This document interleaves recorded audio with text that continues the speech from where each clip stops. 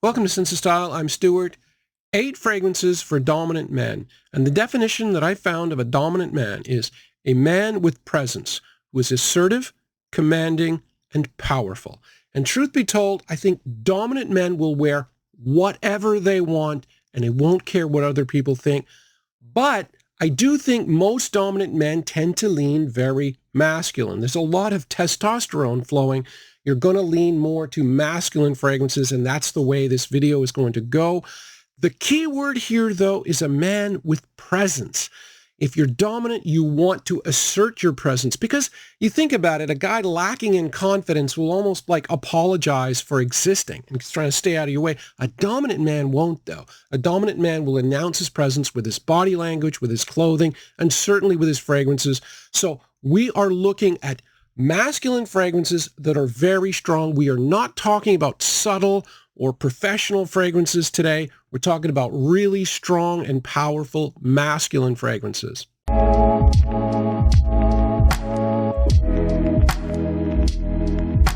Fragrance number 1, Boss Bottle Absolu 2024.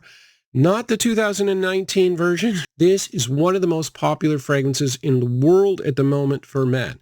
So it finished 7th on Fragrantica's top fragrance of 2024 list, but that list is skewed because fragrances are often released in the middle of the year, so they count for 2 different years.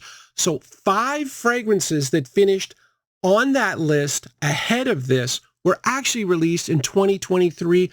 Of the fragrances released in 2024, this actually came second. So it's an extremely popular fragrance, and it's one I've been waiting for forever, and so many people have too, because while I do like sweet fragrances, I don't like them when they're too sweet. I still want to be masculine, and what this fragrance did was absolutely perfect, and that's why it did so well.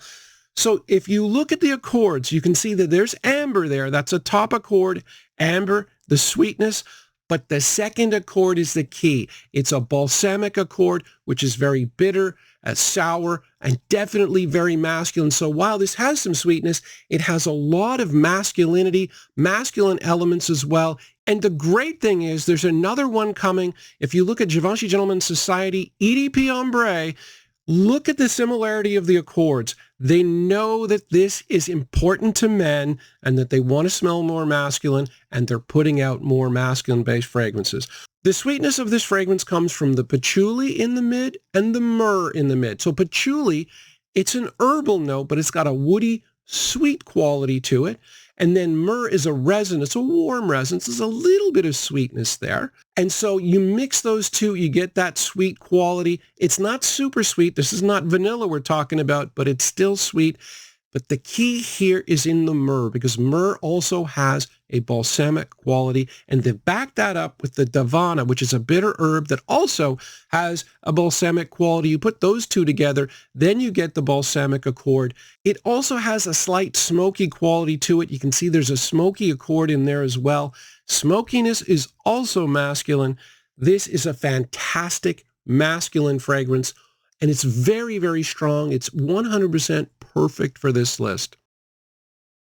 Fragrance number 2, this is Creed Viking. And we are going to get a lot of fragrances on this list for dominant men that are not appealing to women. This is notorious for showing up on a lot of women's lists of fragrances they don't like. A dominant man will not care. So this fragrance was based around absinthe, which is a very popular French alcoholic beverage, very popular around the turn of the century. People like Van Gogh, Vincent Van Gogh, a lot of the artists drank absinthe that has psychedelic quality. So there's an absinthe note in here. But the main scent here comes from the herbs, I guess, that garnished the absinthe, things like lavender and peppery notes. So that's what this is going to smell like. So there's a mint and lavender quality, an aromatic quality, but there's also a spicy quality. And the reason so many women don't like it is the spicy quality is pungent. So you're going to get allspice, pink pepper, and the key note here is the cloves. Cloves are a dirty, spicy note. It's going to take it in a very masculine direction. Women are not going to like this fragrance, but a dominant man won't care. Fragrance number 3, this is Dior Fahrenheit. And a lot of fragrances on this list are going to be very woody, done in a sort of pungent, masculine way. and very leathery. So you're going to get a very strong masculine feel. But when you do that, you have to break it up. Otherwise, it is just going to be too potent, too pungent. And what they did here was brilliant.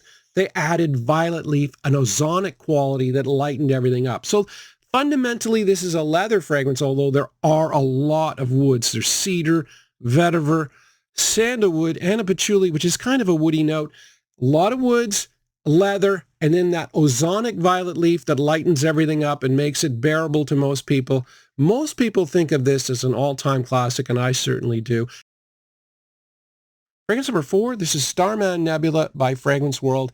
And when this fragrance came out a couple of years ago, it just took off. And that's because it did exactly what Boss Bottle Absolu 2024 did, is it gave men something modern, but it also had a masculine quality, unlike so many of the fragrances being released today. Look, some men like the sweeter fragrances, but the older people, like me, prefer something a little bit more masculine, and this balanced it out perfectly, and it sold like hotcakes.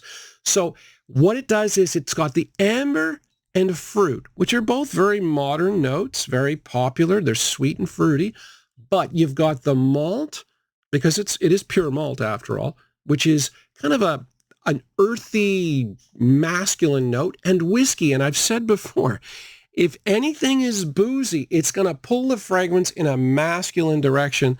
That's exactly what this did. That's why the fragrance took off, because it satisfies both needs. And this particular clone, just really good all-around performance. I mean, that's one of the reasons for its success. Fragrance number 5, Gucci Guilty Absolute, and now we are going right back to the Dior Fahrenheit model of a lot of woods and a lot of leather and something to break it up, and that's perfect for this list. So in this case, you're going to get a woody notes and vetiver, so it's got some woody qualities, but there's a ton of leather in this, so it's really strong and animalic leather. It's broken up, unlike Fahrenheit, which is broken up by violet leaf. This one is broken up by a cypress note, a really fresh evergreen note, and it makes it wearable. This fragrance, I know everyone was thinking this fragrance had to be on the list, but it did. It is a very dominant, a very strong masculine fragrance, and yeah, like Fahrenheit, it's perfect. Fragrance number 6, this is Old Spice, and this fragrance had to be on the list by the virtue alone of the fact that I guarantee you, this came out in 1938. I guarantee you, when they stormed the beaches of Normandy in 1944, there were men wearing this fragrance. That alone, that dominance, that alone made this fragrance perfect for the list. Now, it is a floral. There's a lot of floral elements because it's a carnation. But more than anything, it's a spicy fragrance because even the powdery carnation, the floral element, is a spicy note. And there are 3 other spicy notes that back that up. You're going to get cinnamon, nutmeg, and anise, which is a spicy licorice. So it's a very spicy fragrance. The name is absolutely perfect. You're getting spices from all kinds of different directions, a floral spicy, and then just regular spices on top of it. Even though this fragrance, I wouldn't say is super strong, the great thing about this for me anyway is it's the one fragrance that I can get at Walmart whenever I want. It's really inexpensive. And whenever I wear this, I always drown myself in this. Really annoy people around me. That's usually when I'm in a kind of a dominant mood. So yeah, that's the one thing. It's not super strong projector, but it's so inexpensive you can really wear a lot of it and announce your presence. Fragrance number 7, this is La Yuqawam by Rasasi. And this one is another really strong fragrance. Unlike a couple of the others that have heavy woods and heavy leather, this one is pure leather. It has a leather note, it has a suede note, and both of those are very dark notes. And when you go down that dark masculine tunnel, you got to break it up. And in this case, this is broken up with a fairly sweet raspberry note. It doesn't take over the fragrance by any means. It's still very much a leather fragrance, but it breaks it up and makes it accessible.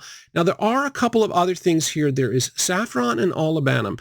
And when you have a fragrance, especially something like Tuscan leather or even this, you want to make it smell expensive. And just a little hint of fresh saffron or Oboleninov, it just gives it a little bit of a sparkle, makes it smell expensive. It works really well here. But yeah, this one's dark, very masculine, and very like 12 hours. 12 hours. Fragrance number 8, this is Paco Rabanne Hum. And when you're talking about masculine fragrances, you have to talk about barbershop fragrances.